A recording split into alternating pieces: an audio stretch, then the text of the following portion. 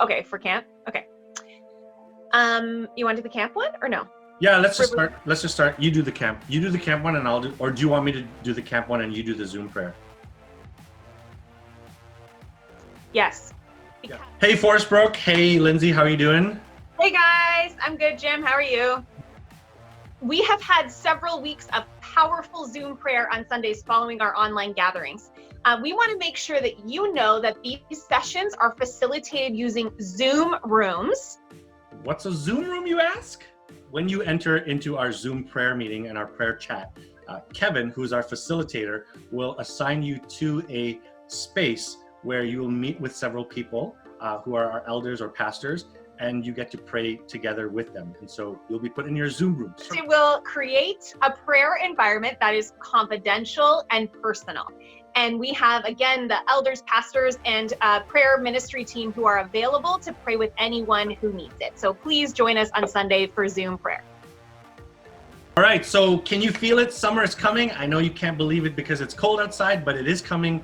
We know you have a lot of questions about camp, and the truth is we don't have all the answers yet, but we do have this update from Yvonne and Kevin about Day Camp 2020. So check it out. Well, hello everybody. I'm here with Yvonne. You can tell that we have summer on our mind. What's been happening with our plans for camp due to this COVID crisis? Obviously, like many other things, our plans have had to be changed and altered. We are listening carefully to the public health authorities to try to decide exactly what. We are going ahead to make some plans, but they are fluid. How has our timeline changed due to that? We had planned for 6 weeks of camp. What's up now? So the 6 weeks is going to probably have to be diminished. And what we're looking at is one week in the end of July and then 3 weeks in August, if we're able to do that. If for some reason we need to move that 1 week of July into August, this is the longest August we can have in the calendar, so we might possibly do that as well. By the way, with respects to that, those of you who have registered or thinking of registering, when we get back in the office in June, we will get in touch with you and let you know that what the weeks are and provide you with any reimbursements that you may need. Also, for those of you who are thinking to register, we will recreate the registration form and then you will be able to register with the new information. What are we planning to do with regards to precautions for safety when we do get to the point where we can have camp? We'll be listening carefully to what the authorities have to suggest to us. So there are some other things we're thinking of, what type of supplies we will need in terms of hand sanitizer and that sort of thing, what sort of procedures we can put in place. So basically we're researching, we're brainstorming, finding out from other people around the world and here in Canada what they're going to be doing as well.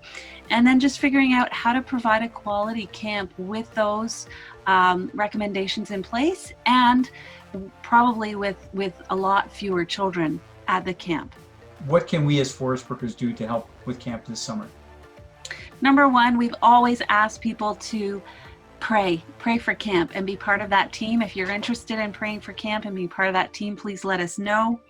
Also, we don't know, we're planning sort of with a lot of unknown. So we may be approaching people on the turn of a dime saying, could you do this quickly? And we just would love if you could leave some space in the back of your mind that might happen and that you can help us make camp happen. If you have the capability to sponsor a child, that might be an incredible way that we can serve both our community as a church and our community within the Ajax area. So please consider doing that as well. Well, there you have it, Forest Brook. We hope and encourage you to save some space in your lives this summer for camp, and join us in praying that if it's God's will that we're able to have camp, that we're going to be ready and able to have our camp this summer. Thanks very much, Yvonne, and we'll see you all next time.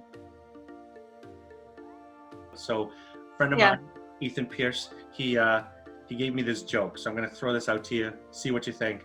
Okay. So there was this kindergarten teacher, right?